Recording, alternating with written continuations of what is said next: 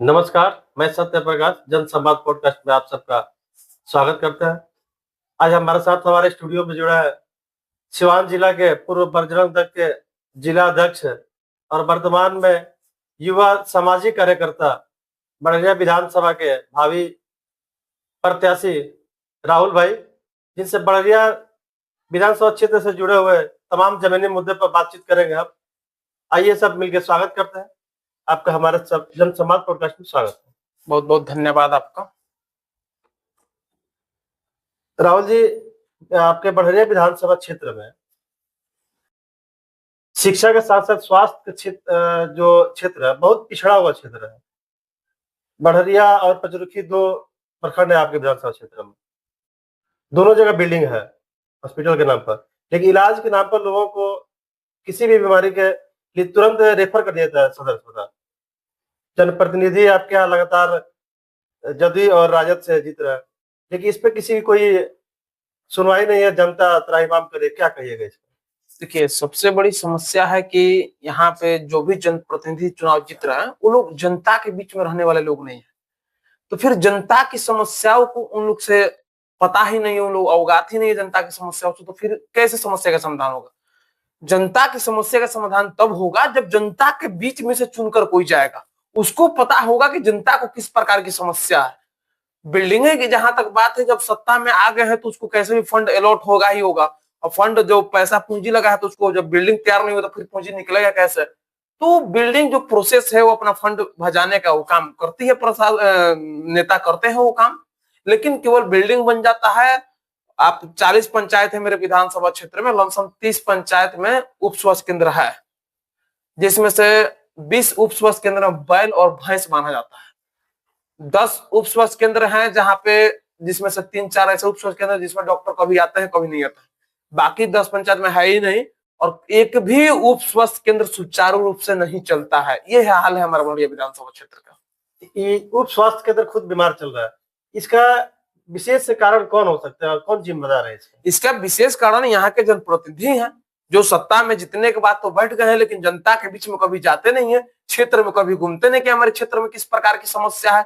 तो कहीं ना कहीं यहाँ की जो भी जनप्रतिनिधि चुनाव जीते हुए हैं उनका गलती है। और दूसरा चीज की यहाँ के जो आम जनता है, कहीं ना कहीं उनमें भी कमियां हैं और हम में भी कमियां हैं, कि हम लोग हर बार जाति और पार्टी के नाम पर एक ऐसे नेता को चुन दे रहे हैं जो चुनाव जीतने के बाद दूर दूर तक हमारे संपर्क में नहीं रह रहा है।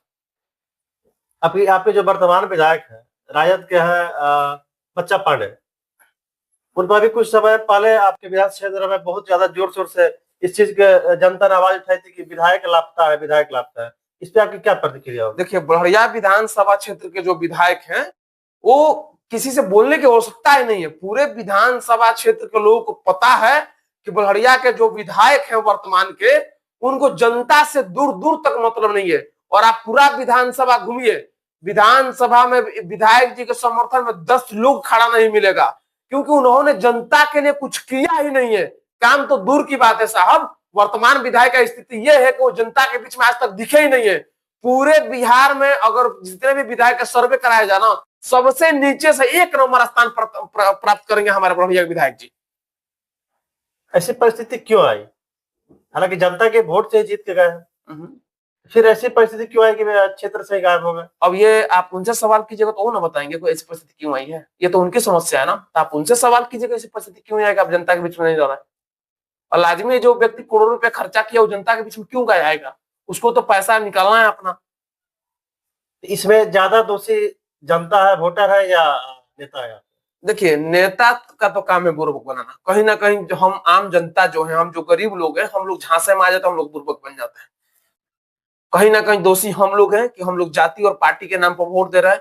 किसी को भी टिकट मिल जा रहा है उसको वोट दे रहे हैं। ये हम लोग भूल जा रहे हैं कि जो पार्टी के नाम पर टिकट लेकर आ रहा है वो आपके लिए काम नहीं करेगा। वो नेता के लिए ही काम करेगा, अपने पार्टी के लिए ही काम करेगा, आपके लिए काम नहीं करेगा। इसलिए हम लोग पिछले 5 साल से 7 साल से विधानसभा घूम घूम कर बस लोगों से एक ही चीज बता रहे हैं, लोगों को एक ही चीज बता बता कर जगा रहे हैं कि एक बार जाति और पार्टी से ऊपर उठकर वोट दीजिए।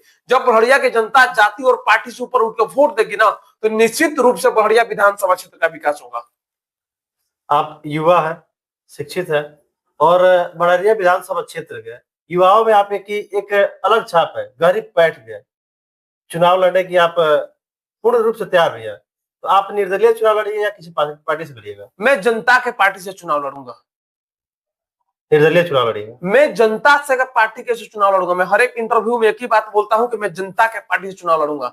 मेरे हिसाब से निर्दलीय उसको बोलते हैं जो चुनाव से 2 महीना पहले, 1 महीना पहले आते हैं और नामांकन कर चुनाव लड़ जाते हैं।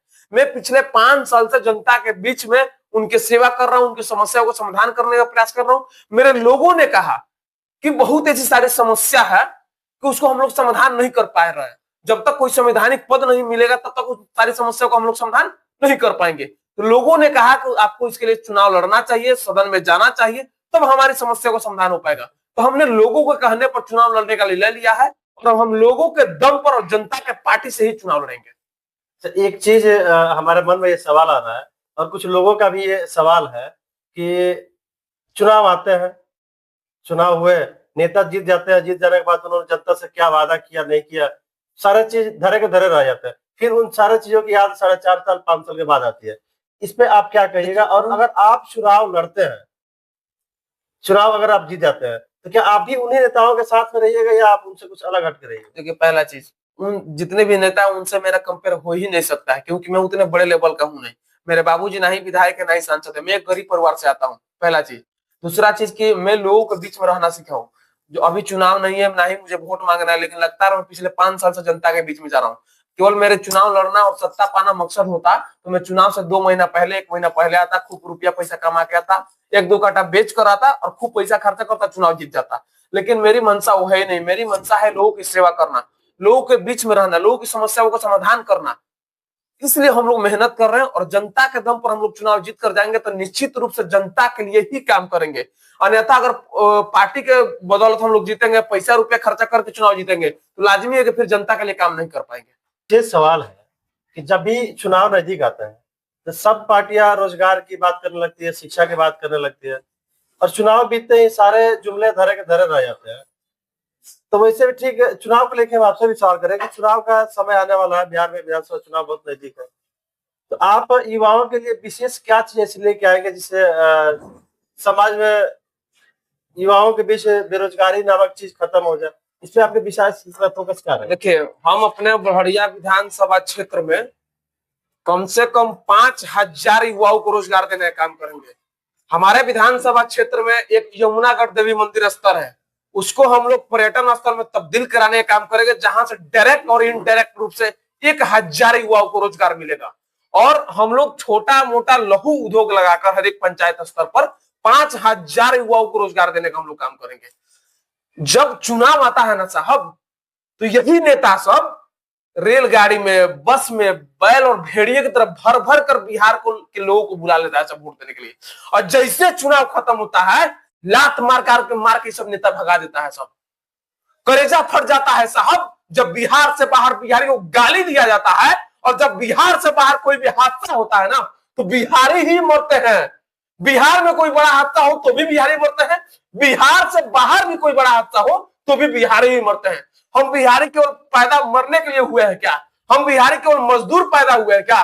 बिहारियों के प्रकार हर प्रकार की सुविधा है, बिहारियों के पास हर प्रकार की क्षमता है कुछ भी कर जाने का। लेकिन समस्या यह है कि उन्हें बराबरी का मैदान नहीं मिल रहा है। जिस दिन हम बिहारियों को बराबरी का मैदान मिल गया ना साहब, सबसे लंबा छक्का हम बिहारी ही मारेंगे। ये जितने भी नेता है ना, कोई भी यहाँ पे इंडस्ट्री नहीं लगाना चाहता है। जानते हैं उसका कारण क्या है साहब? उसका कारण यह है कि बिहार से बाहर जितनी भी बड़ी बड़ी इंडस्ट्री है, जितनी बड़े बड़े फैक्ट्री है, सभी लोग चुनाव के वक्त बिहार के नेताओं को फंडिंग करती है कि आप लोग फैक्ट्री मत लगाइए, क्योंकि उनको सस्ता मजदूर चाहिए। बिहार से बाहर जब बिहारी लोग मजदूरी करने जाते हैं तो वहां पर उनको कितना इज्जत रहता है, क्या उनका औकात का वैल्यू रहता है, कितना उनको पैसा दिया जाता है? 10,000, 12,000, 15,000, 20,000, मैक्सिमम लोग यही रेट में कमा रहे हैं बिहार से बाहर। लेकिन यही जब फैक्ट्री बिहार के अंदर लग जाएगा ना, तो बिहार से बाहर बिहारी लोग जाना बंद कर देगा, तो उनको सस्ता मजदूर मिलना बंद हो जाएगा, तब इन लोगों का स्थिति पूरा दयनीय हो जाएगा। तो ये लोग जितने भी नेता हैं, बिहार को मजदूरों का फैक्ट्री बनाकर रखे हुए हैं। और जितने भी इंडस्ट्री है बिहार से बाहर, लोग चाह रहे हैं कि आप लोग कुछ मत करिए बिहार में, बस हमें सस्ता मजदूर सप्लाई करते रहिए। आप चुनाव के क्षेत्र में है, चुनाव लड़ने जा रहा है बड़रिया विधानसभा क्षेत्र के। आप स्पेशल बड़रिया विधानसभा क्षेत्र के युवाओं के लिए कोई ऐसा 3 कार्य बताइए जो उनके पक्ष में हो और उनके आने वाले पीढ़ियों के पक्ष में हो। पहला चीज तो रोजगार हमने बताया ही, 5,000 युवाओं को हम लोग रोजगार देंगे। दूसरा चीज, बड़रिया विधानसभा क्षेत्र में जितने भी सरकारी स्कूल है, सभी स्कूलों में हम लोग प्रत्येक साल एग्जाम करवाएंगे। उस एग्जाम में जो भी बच्चे पास होंगे उनको डिग्री तक पढ़ाने का हम लोग काम करेंगे। मैं एक बार चुनाव जीत जाऊंगा और एक बार ये कार्य चालू होगा तो ये जीवन चलता रहेगा। पहला चीज। दूसरा चीज होगा। तीसरा चीज ये कि पूरे विधानसभा क्षेत्र में हर एक पंचायत में 400 मीटर का हम लोग रनिंग ट्रैक बनवाएंगे, जहां पर युवाओं फिजिकल की तैयारी करने की हर एक प्रकार की सुविधा दी जाएगी। एक सबसे बड़ी बात, और हर जगह, केवल आपके क्षेत्र के नहीं कहेंगे, ये पूरे जिले के, पूरे प्रदेश की समस्या है कि कहीं भी किसी सरकारी कार्यालय हो, प्रखंड स्तर का हो, थाना परिसर में चले जाइए या कहीं भी किसी सरकारी कार्यालय में चले, बिना घूस दिए हुए किसी भी जेन्युइन आदमी का, किसी भी गरीब आदमी का काम नहीं होता है। अगर उनके पास पैरवी नहीं है, उनके पास पैसा नहीं है, तो उनका काम पेंडिंग में चला जाता है। इस पे क्या कहिएगा, क्या प्रतिक्रिया होगी? देखिए, बस बड़रिया की जनता से यही अपील करेंगे, एक बार अपने इस बेटा को मौका देकर देखिए। मैं आप लोग से वादा करता हूं कि ब्लॉक में सीओ हो या बीडीओ हो, कोई भी दाखिल खारिज के लिए जो पैसा लगता है, या आप थाने में जाते हैं तो पासपोर्ट इंक्वायरी के लिए पैसा लगता है, ऑन द स्पॉट आप लोग का फैसला का वहीं पर निदान हम लोग करेंगे। ब्लॉक के 100 कदम के दूरी पर, 200 मीटर के दूरी पर हम लोग का एक ऑफिस होगा। किसी भी प्रकार की समस्या होगी, ऑन द स्पॉट आप लोग का निदान किया जाएगा। ये बहुत बड़ी बात मैं बोल रहा हूँ, ये मैं चीज करके दिखाऊंगा। ये ऐसा होना भी चाहिए, क्योंकि इस चीज से जनता त्रस्त है। पासपोर्ट किसी का इंक्वायरी आया तो वो जो थाने में जाते हैं 1,000-1,500 रुपए का डिमांड होता है। हम अपने पैसे से, जो गरीब आदमी अपने पैसे से जमीन रजिस्ट्री करा रहा है, और जमीन रजिस्ट्री कराने के बाद जब जाता है जाके खर्च करना, वहां से पैसा की डिमांड होती है उनकी। एक आदमी हर जगह उनसे क्या कहते हैं कि शोषण किया जा रहा है उनका, और इस पे किसी नेता का कोई ध्यान नहीं है, किसी नेता कोई इस चीज से मतलब नहीं। हम तो बोल दिए ना, ऑन द स्पॉट इस चीज को हम लोग फैसला करने का काम करें, क्योंकि मैं किसी पार्टी के दबाव में आने वाला हूं नहीं। मैं जनता के लिए काम कर रहा हूं और जनता के लिए ही आजीवन काम करते रहूंगा। सत्ता रहे या ना रहे, डज नॉट मैटर। हम लोग जनता के लिए सेवा के लिए आए और जनता की ही सेवा करते रहेंगे हम लोग। अगर आप निर्दलीय चुनाव लड़ते हैं, जीत गए, तो क्या कल किसी पार्टी में जाइएगा? भविष्य का किसी पार्टी से जुड़ा रहेगा? पहला चीज कि मैं निर्दलीय चुनाव लड़ूंगा नहीं, मैं जनता के दम पर चुनाव लड़ूंगा। दूसरा चीज कि चुनाव जैसे भी जीतू, मेरी जनता जैसे कहेगी, जहां कहेगी, मैं वहां जाऊंगा। बहुत बढ़िया लगा आपका बात। और सबसे अच्छी बात यह है कि एक युवा, शिक्षित लड़का, नया लड़का, और अपने दम पर क्षेत्र में आकर क्षेत्र की जनता का हर एक समस्याओं पर बात कर रहा है। जहां तक हो रहा है, अभी फील्ड में उतर के क्षेत्र में जाके जनता की हर समस्या का निदान करने पे लगा हुआ है। तो ऐसी चीज जितने भी युवाओं हैं उनको प्रेरित कर रहा है, और यही चीज है जो आपको युवाओं से जोड़ कर रखा हुआ है। इस चीज के लिए बहुत बहुत धन्यवाद देंगे आपको, क्योंकि आप ईमानदारी से जनता की सेवा में लगे हुए हैं। ऐसा ही लगे रहिए। हम आपके उज्जवल भविष्य की कामना करते हैं। बहुत बहुत धन्यवाद जो आप अपना कीमती समय दिया हमें, और आपका जो विजन है बड़रिया विधानसभा क्षेत्र को लेके, बहुत ही सराहनीय है। आप ऐसे इसी विजन पे काम करते रहिए। हम आपको उज्जवल भविष्य की कामना करते हैं। बहुत बहुत धन्यवाद आपका भी।